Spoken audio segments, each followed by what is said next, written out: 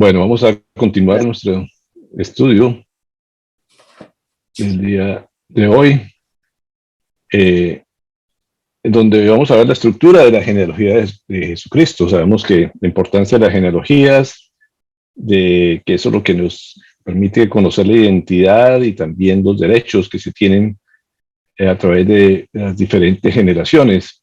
Y lógicamente el centro de toda la genealogía, de todos los libros de la palabra del Señor, es Jesucristo. Así que todo se centra en él, y a través de toda la historia que nos cuenta la palabra del Señor está implícito, y los personajes que menciona todos tienen que ver de algo con Jesucristo. Así que hoy vamos a detallar algunas cosas entre lo que se describe como la genealogía de Jesucristo. Y hay algunas cosas que de pronto generan controversia.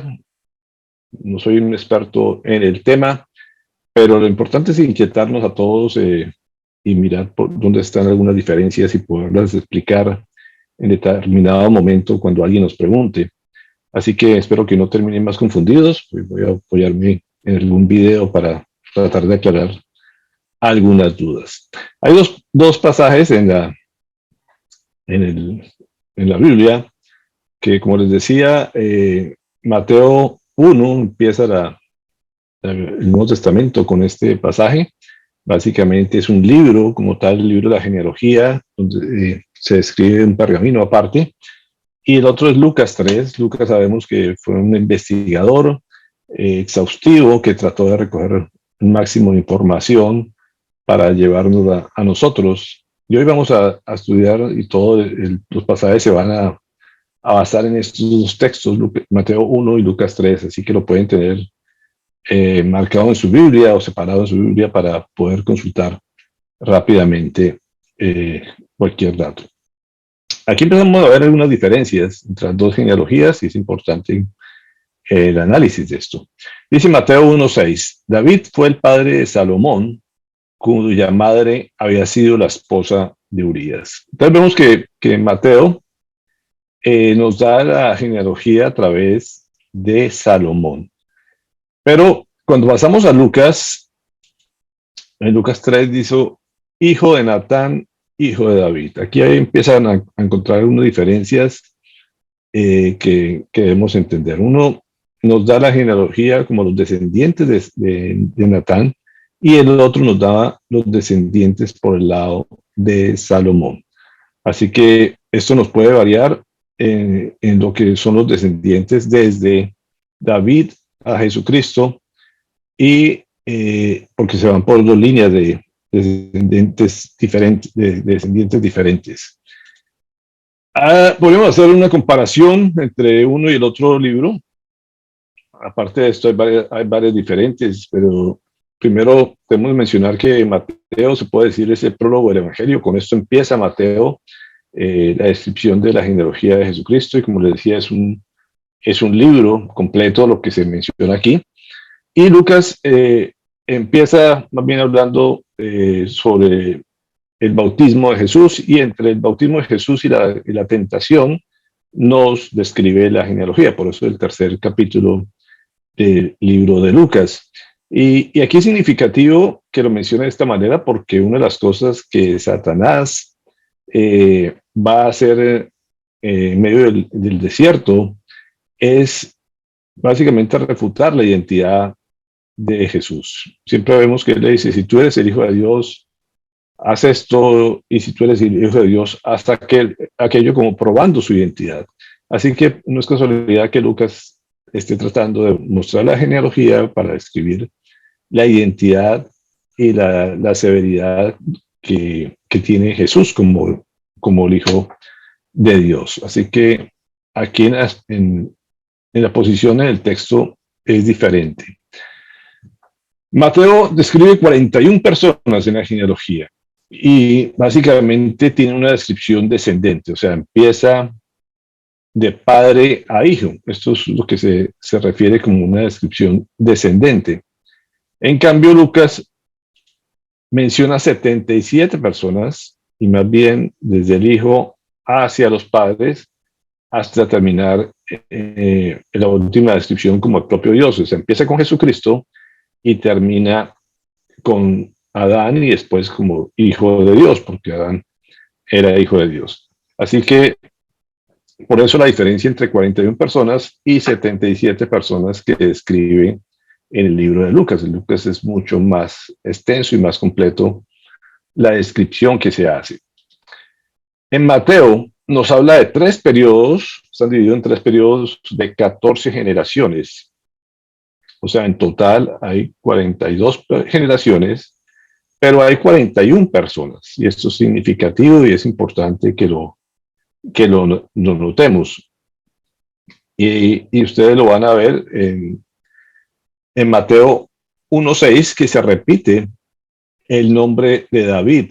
Termina con David el segundo periodo y empieza con David en el tercer periodo. Por eso solamente hay 41 personas que se mencionan en este pasaje, a pesar de que se hablan de 42 generaciones. Y esto es muy significativo y esto tiene que ver mucho con el video que vamos a ver, porque uno se hace la pregunta, ¿por qué habla de 42 generaciones si solamente hay 41 personas? Y es algo que nos debería llamar la atención y de lo cual los judíos dicen que precisamente esa genealogía está errada y que no vendría Jesús de la línea de David.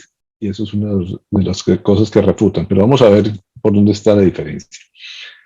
Mateo nos describe un periodo que abarca 2000 años, que empieza con Abraham y termina con Jesús. O sea, el libro de Mateo solamente empieza a partir de Abraham, y Lucas nos habla de Jesús, perdón, nos habla de un periodo de 4000 años que empieza con Jesús y termina con Dios. Como decía, están los 2000 años incluidos anteriores a Abraham, o sea, hablando desde el propio Adán. Entonces aquí vemos la extensión, lo que es casi el doble el número de personas que describe Lucas. Y esto es una diferencia también significativa.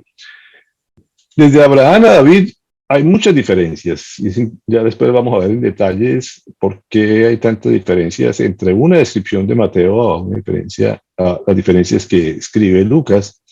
¿Por qué hay tantas diferencias en este periodo, exclusivamente de Abraham a David? Una de esas se describe en Lucas 3:33, cuando dice hijo de Aminadab, hijo de Aram. Y en el versículo, perdón, hijo de Aram, dice en el 33, y en Lucas dice Aminadab, hijo de Aram, dice otra versión, la Reina Valera, dice el hijo de Admin. Admin es una de las personajes que no se menciona en Mateo, y hay una nota de pie de página ahí en ese versículo que ustedes encuentran en su Biblia, que dice, como los nombres varían mucho en este versículo. Este personaje de Admin no se describe, como decía, en Mateo. Dice Mateo 1:3-4, Jesón, padre de Aram, padre de Aminadab. Y en la otra, como les decía, mencionaba bien habitualmente Admin, pero puede ser el mismo personaje. Y hay varias diferencias entre el reinado de David hasta José, que es como se menciona como el padre de Jesús. Y ahorita nos vamos a enfocar en el video en eso, porque sabemos que José no era el padre de Jesús. Y hay 56 generaciones entre David y Jesús. Y aquí no se menciona ninguna mujer, contrario a como se describe en Mateo. Usted no encuentra ninguna mujer descrita en las genealogías que describe Lucas. Es algo también interesante. Sin embargo, Mateo menciona 5 mujeres en este texto. Entre ellas está Tamar, Rahab, Ruth, la esposa de Urías, y María. Entonces, por eso es que mucha gente a veces dice, Mateo es la genealogía por parte de María y Lucas la describen como la genealogía por parte de José. Pero pues tenemos claro que José no era el padre, como les decía, como se menciona en Lucas 3:23, ahorita lo leemos. En Gálatas 4:4 dice, pero cuando se cumplió el plazo, Dios envió a su hijo, nacido de una mujer, nacido bajo la ley. Hemos hablado de cómo los pactos se cumplen en su totalidad y todo va enfocado al nacimiento de Jesús. Y nos escribe de Génesis de que la simiente iba a ser originario de una mujer. Entonces uno esperaría que todas las genealogías terminen en María más bien, y que, como dice en Lucas 3:23, dice, Jesús tenía unos 30 años cuando comenzó su ministerio y era hijo, según se creía, de José. Pero esto lo tenemos bien claro, que él era hijo del Espíritu Santo, así que no podría llevarse una genealogía que llevara por la línea de José, porque no tendría ningún valor histórico, ni se puede decir, ni había ningún ADN en ese tipo de genealogía. Así que eso quedaría completamente descartado y es donde se agarran algunas personas a criticar las Sagradas Escrituras. Dice Romanos 1:2-4, que por medio de sus profetas ya había prometido en las Sagradas Escrituras. Este evangelio habla de su hijo, que según la naturaleza humana era descendiente de David, pero según el Espíritu de Santidad fue designado con poder Hijo de Dios por la resurrección. Él es Jesucristo, nuestro Señor. Y como vemos, la señal siempre que se describe de Jesús, aparte de todas las cosas que se cumplieron de las profecías, lo importante y lo que marcaba la diferencia en cualquier otro profeta que fuera a aparecer, es la resurrección, y eso pues lógicamente nos debiéramos enfocar en eso, que es el único que ha resucitado y ha estado 3 días, que pasó a la muerte 3 días y que resucitó después de esto. Así que eso es claro, como lo escribe en Romanos, pero eso no quita que tengamos certeza de que fue nacido de María, de una mujer, y que fue concebido por el Espíritu Santo, como dice la palabra. Dentro de la estructura de esta genealogía, debemos revisarla perfectamente. Hay 2 números que en la matemática hebrea, en la matemática escritural, son números significativos. No es que le demos gran importancia, puede decir, a la numerología como tal, pero sabemos que el Señor ha escrito todo con cierta estructura matemática, de todo dentro de la palabra del Señor. Y el 7 y el 14 son números que están aquí rondando en toda esta estructura y que le dan soporte también para que sea fiel la palabra y que sea escrito bajo un estricto orden. Así que el Señor nos habla de 37 personajes en la genealogía escrita por Lucas, pero por Mateo nos dice que que el Señor nos permite conocer su voluntad a través de todos los misterios que ha decretado, como lo dice aquí en Efesios 1:9-10, dice, Él nos hizo conocer el misterio de su voluntad conforme al buen propósito que de antemano estableció en Cristo, para llevarlo a cabo cuando se cumpliera el tiempo, esto es, reunir en Él todas las cosas, tanto de las del cielo como las de la tierra. Y aquí vemos cómo confluyen las cosas, porque como les decía, el 7 es un número que nos habla siempre de la plenitud. El 3 es un número que puede decir la sumatoria del 3 con el 4. El 3 se refiere, para los estudiosos bíblicos, se refiere a la parte de la Trinidad, a la parte del cielo. Y el 4 se refiere precisamente a las cosas de la tierra. Y aquí vemos cómo dice la palabra que confluyen tanto las cosas como están en el cielo como de la tierra, para que se dé todo conforme a la voluntad de Dios y en el momento exacto del Señor. Así que ese 7 podríamos ver que es la conjunción de eso, y 14 como tal es un número que significa básicamente doblemente 7, que es completo, o sea, completamente completo, podríamos decir de esa manera. Es un número que los judíos al 14 le dan mucha trascendencia y es lo que vemos en esta genealogía, como lo describe Mateo 1:17. Dice, así que hubo en total 14 generaciones desde Abraham hasta David, 14 desde David hasta la deportación de Babilonia y 14 desde la deportación hasta el Cristo. Entonces vemos aquí cómo hay una matemática en esto perfecta y en 3 periodos de la humanidad el Señor lo estableció de esa manera. Pero sin embargo vemos aquí cómo en esa descripción se menciona 2 veces a David. Y eso pues podría dejar a dudas y es por eso que voy a llevarlos a ver un video que nos habla de estos, alrededor de media hora, pero que es la única forma de pronto de aclarar, fue lo único que encontré como para aclarar dónde está el problema y espero que nos sirva a todos de claridad en este asunto. Así que voy a compartirles este video, espero que le pongan atención y que tratemos de dejar todo más claro en este aspecto.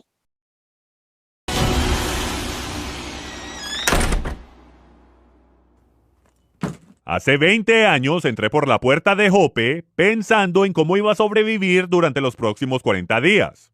Había llegado a Jerusalén 4 días antes y me registré en el Hostal Petra, que ahora era un edificio deteriorado, donde el general Allenby había establecido su sede en 1917. Entré por esa puerta con $10 en mi bolsillo.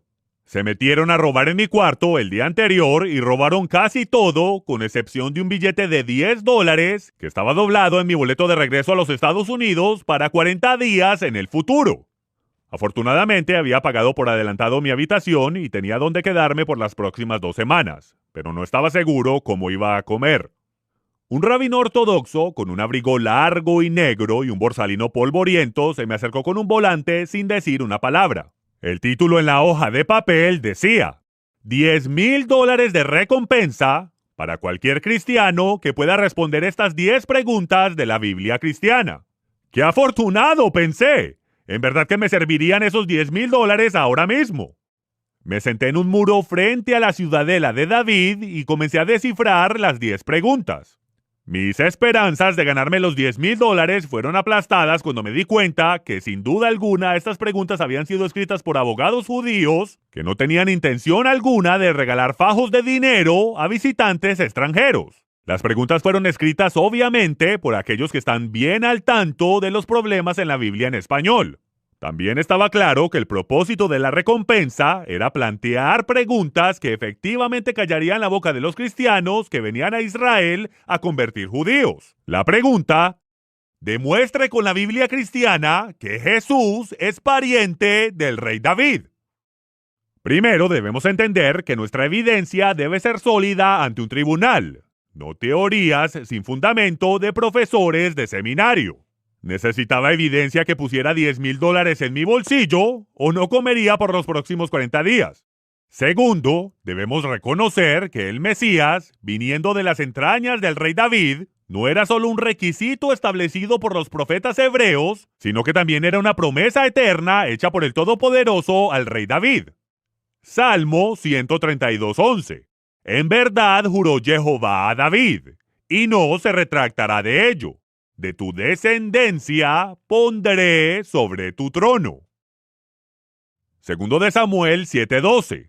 Así dice Jehová Sebaot a David: cuando tus días sean cumplidos y duermas con tus padres, yo levantaré después de ti a uno de tu linaje, el cual procederá de tus entrañas, y afirmaré su reino.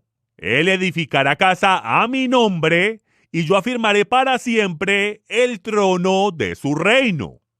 Segundo de Crónicas 13:5.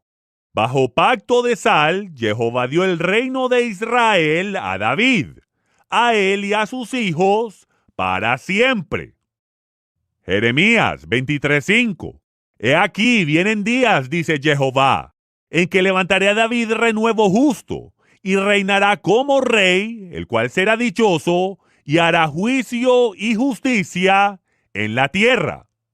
Aburrido como puede parecer para el lector casual, hay una razón para los capítulos aparentemente interminables de los engendrados en la Biblia, pues las pruebas genealógicas son fundamentales para los derechos de herencia, y en esta genealogía está el derecho al trono del rey David. Yeshua es llamado el hijo de David por varios individuos, incluyendo a Mateo y a varios marginados sociales poseídos de demonios, pero eso no es prueba de que él es el hijo de David. El Mesías tiene que ser hijo de David, no es simplemente una metáfora, sino más bien una expectativa mesiánica y requisito legal basado en profecías antiguas. En Mateo, capítulo 1, versículo 20, leemos en la Reina Valera: un ángel del Señor se le apareció en sueños y le dijo: José, hijo de David, no temas recibir a María, tu mujer, porque lo que en ella es engendrado del Espíritu Santo es. Es cierto que José, el esposo de Miriam, es de los hijos de David, pero Joseph no está relacionado con Jesús. Mateo nos dice que Yeshua fue concebido por el Espíritu Santo. Lucas nos dice que Joseph era el supuesto padre de Yeshua.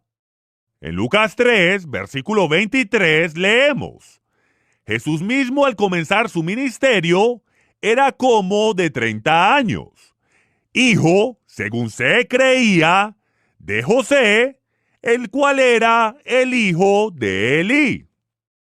Joseph ben Elí, el supuesto padre de Yeshua, está directamente relacionado al rey David. Su linaje viene a través del hijo de David, Natán, el cual conecta directo hasta Adán. Pero ser el supuesto padre de Yeshua no comprueba nada. Un hijo adoptado, no relacionado, no es ni de las entrañas, ni del linaje del padre adoptivo, ni de sus ancestros. Lucas es más bien un texto que demuestra de que Yeshua no es linaje del rey David. Espere, yo sé lo que está pensando si ha asistido a un seminario gentil cristiano. Sus profesores le dijeron que Lucas detalla el linaje de María. Eso es una tontería. Lea el texto, en cualquier idioma. María ni se menciona ni se implica. En un tribunal de justicia, usted solo podría demostrar lo que el texto dice. En español, en griego y en arameo, dice que el supuesto padre de Yeshua era un hombre llamado Joseph, descendiente de Elí, descendiente de Natán, el hijo de David. Lucas registra el linaje de Joseph, el supuesto padre de Yeshua, el esposo de Miriam. Además, lo que cualquiera suponga o asuma es irrelevante para el caso. Si le enseñaron que Lucas da el linaje de María, es porque no hay linaje de Yeshua hasta el rey David en la Biblia cristiana moderna. Y de ende la recompensa de los $10,000. Me tomó 17 años y más de $10,000 para poder encontrar la respuesta. Quédese conmigo. El libro de Mateo contiene la única otra genealogía en los evangelios. Si la respuesta no se puede encontrar aquí, Yeshua no puede ser el Mesías.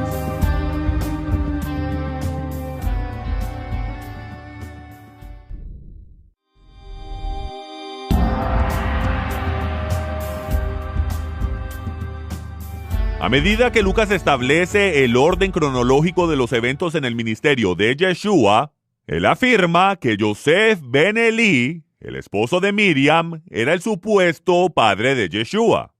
La palabra supuesto tiene en sí una historia interesante.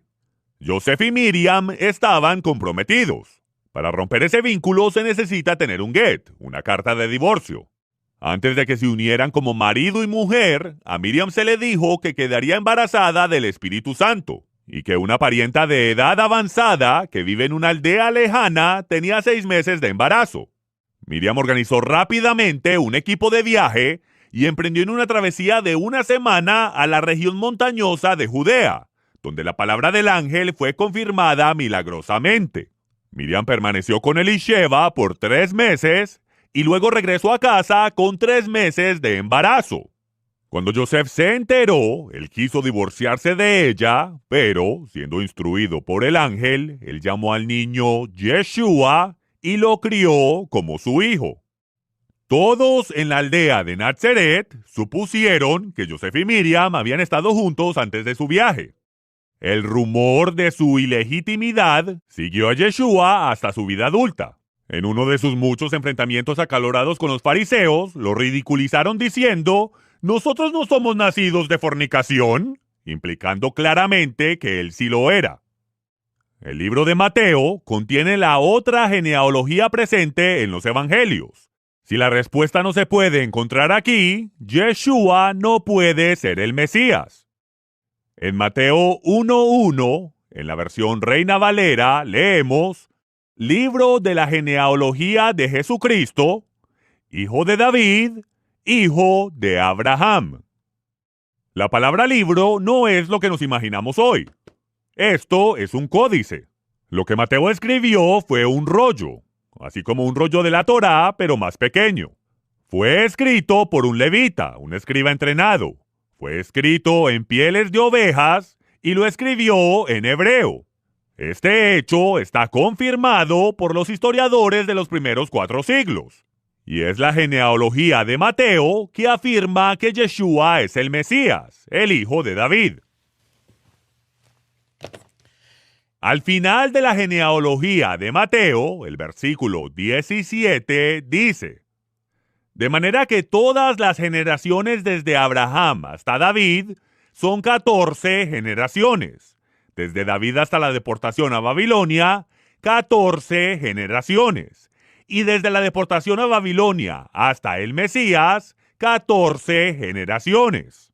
Este ingenio lingüístico numérico, 3 conjuntos de 14 generaciones, asegura que nada se pueda agregar o sustraer del texto sin que se revele el error.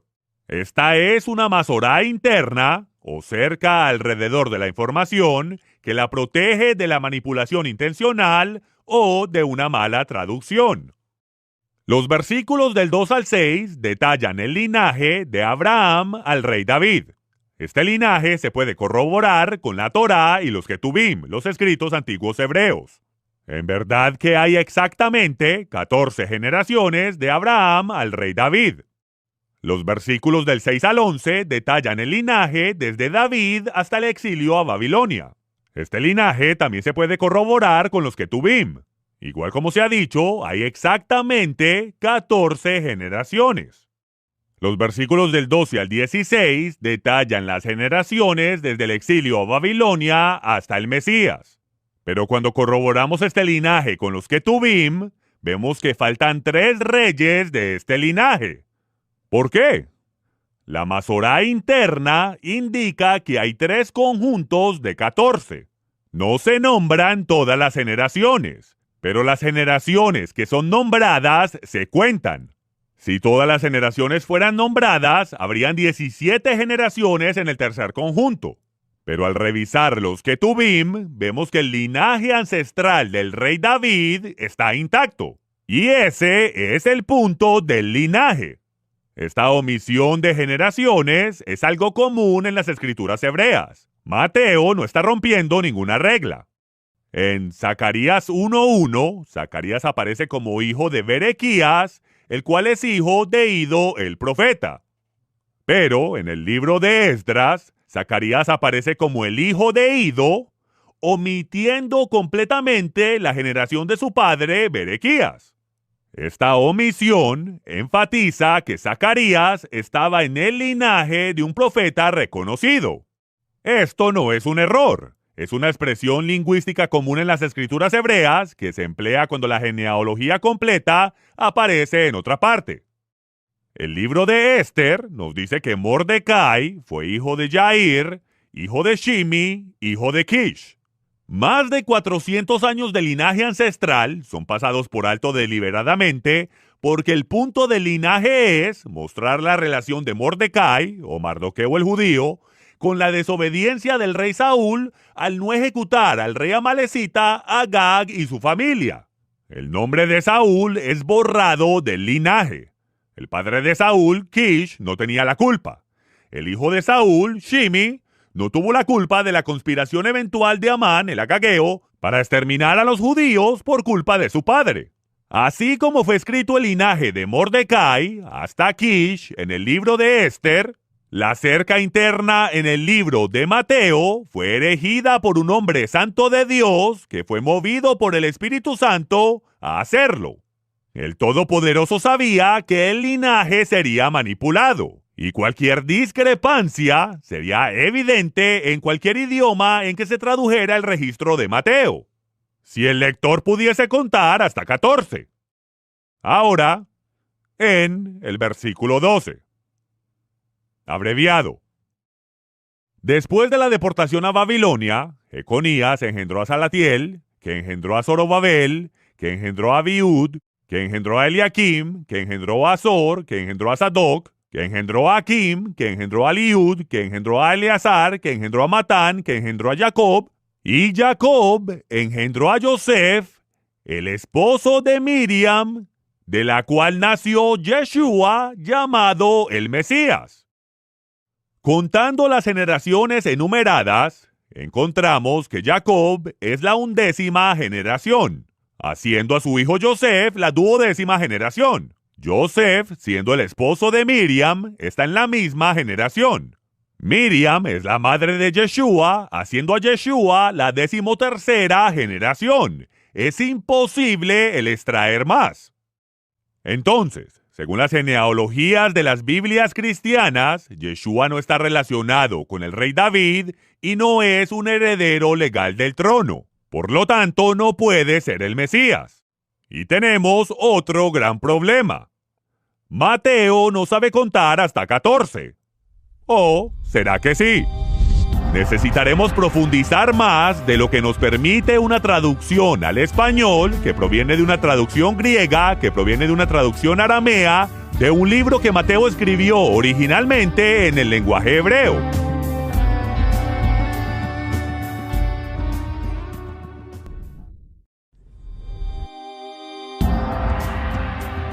Eusebio, Panteno, Clemente de Alejandría, Cirilo, Epifanio, Irenio, Orígenes y Jerónimo, historiadores de la iglesia primitiva del segundo al cuarto siglo, coincidieron con la declaración de Papias, discípulo de Juan. Mateo escribió su evangelio en el lenguaje hebreo y varios hicieron todo lo posible para traducirlo. La versión griega del libro de Mateo fue traducida de manuscritos arameos secundarios. Frases arameas permanecen intactas en el cuerpo del texto griego. Además, las citas griegas no provienen de la Septuaginta griega, sino de traducciones imprecisas del arameo. El arameo parafrasea las citas de el Tanakh, mientras que el antiguo texto del Evangelio de Mateo contiene citas literales de las escrituras hebreas. La mayoría de las construcciones indescifrables en el texto griego de Mateo son simples expresiones del lenguaje hebreo que no podrían ser reflejadas con precisión por la lengua griega o su cultura. Para poder obtener la recompensa de $10,000, necesitaremos profundizar más de lo que nos permite una traducción al español, que proviene de una traducción griega, que proviene de una traducción aramea, de un libro que Mateo escribió originalmente en el lenguaje hebreo. El antiguo Mateo hebreo nos permite corregir los errores matemáticos y genealógicos que se introdujeron en el texto moderno. Debido a los otros problemas que se encuentran en la versión griega de Mateo, acudí al erudito de la Universidad Hebrea Nehemia Gordon para que me ayudara en la investigación de textos que estaban fuera de mi campo de experiencia. En el curso de su investigación, Nehemia Gordon descubrió 14 manuscritos del antiguo Mateo hebreo en los archivos secretos de escribas judíos, textos desconocidos para el mundo cristiano. Durante un periodo de 10 años, Nehemia ha encontrado un total de 28 manuscritos del antiguo Mateo hebreo, y 2 de los manuscritos más antiguos existentes contienen la genealogía de Yeshua. Ambos de estos manuscritos claramente dicen: Jacob engendró a Joseph, el padre de Miriam. de quien nació Yeshua, llamado el Mesías. Yosef Avi Miriam. Yosef, el padre de Miriam. Jacob es la 11ª generación. Su hijo Yosef, la 12ª generación. Miriam, su hija, la 13ª. Y Yeshua, el hijo de Miriam, la 14ª generación. Resulta ser que Mateo sí sabe contar hasta 14. Era claro, hasta en los textos en español de los evangelios, que Yosef ben Jacob, mencionado en Mateo 1:16, y Yosef ben Elí, citado en Lucas 3:23, eran dos hombres distintos con dos líneas genealógicas distintas hasta el rey David, aunque ambos llevaban un nombre israelita muy común. Yosef ben Elí tenía 3 abuelos con el mismo nombre. Y el que Miriam se haya casado con un hombre que tenía el mismo nombre de su padre era algo bastante común.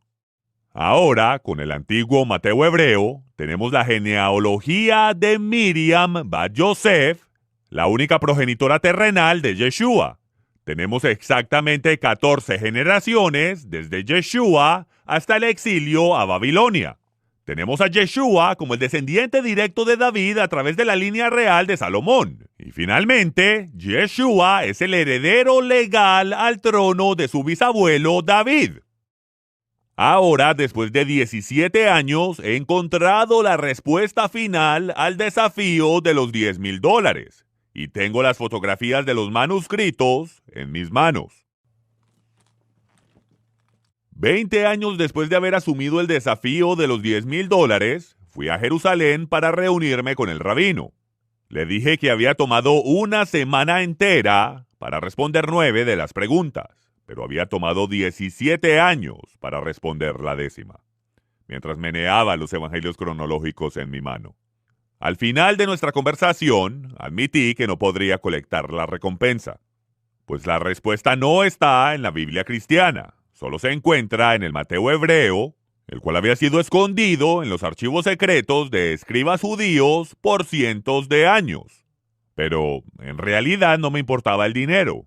Yo tenía prueba del manuscrito de que Yeshua es descendiente directo del rey David y heredero legal al trono. El rabino dijo: yo tengo que leer tu libro. Este es el mejor guión que se haya escrito. Es una historia verdadera. Es su historia, es la mayor historia jamás contada.